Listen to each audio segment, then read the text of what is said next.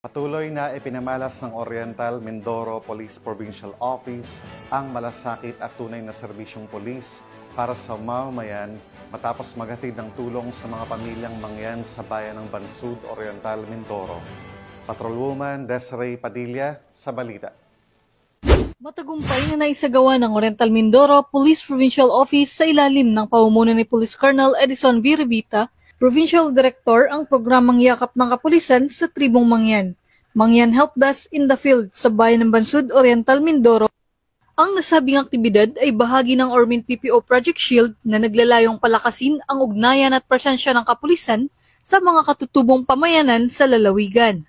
Batay sa ulat, pinangunahan ng Provincial Community Affairs and Development Unit sa pamumuno ni Police Lieutenant Colonel Brenderick R. Amparo, katuwang ang Bansud Municipal Police Station na pinamumunuan ni Police Major Clyde B. Calyawan, Chief of Police, ang nasabing proyekto.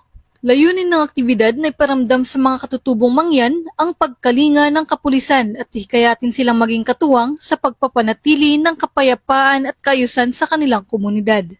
Sa sinagawang programa, umabot sa 50 pamilyang mangyan ang nabigyan ng grocery packages, habang 20 batang estudyante naman ang nakatanggap ng personalized na payong na sumisimbolo sa proteksyon ng kapulisan sa kabataang mangyan. Bukod dito, nagsagawa rin ng dialogo at information drive hinggil sa crime prevention, community safety at mga paraan upang maiwasan ang panlilinlang ng mga communist terrorist groups sa mga katutubo. Ayon sa pahayag ni Police Colonel Revita, layunin ng nasabing proyekto na hindi lamang maghatid ng tulong, kundi higit sa lahat ay palawakin ang kamalayan ng mga katutubo sa kahalagahan ng pagkakaisa at pakikipagtulungan sa PNP. Binigyang diin din niya na mahalagang manatiling bukas ang komunikasyon sa pagitan ng kapulisan at mga tribong mangyan upang higit na mapangalagaan ang kanilang karapatan at seguridad.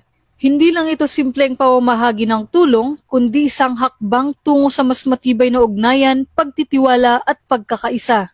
Sa Ormin PPO, sisiguruhin naming hindi lang ligtas ang mga kapatid nating mangyan dahil sa amin sila ay protektado, pahayag ni Police Colonel Revita. Sa pamamagitan ng ganitong mga inisyatiba, patuloy na pinapatunayan ng Ormin PPO na sa puso ng bawat alagad ng batas ay nananatiling buhay ang diwa ng malasakit, serbisyo at tunay na bayanihan para sa kapwa. Mula dito sa Home of the Police Eco Warriors, Calapag City, Oriental Mindoro, ako ang inyong PNN correspondent, Patrolwoman Desiree Padilla, alagad ng batas, tagataguyod ng Balitang Pulis.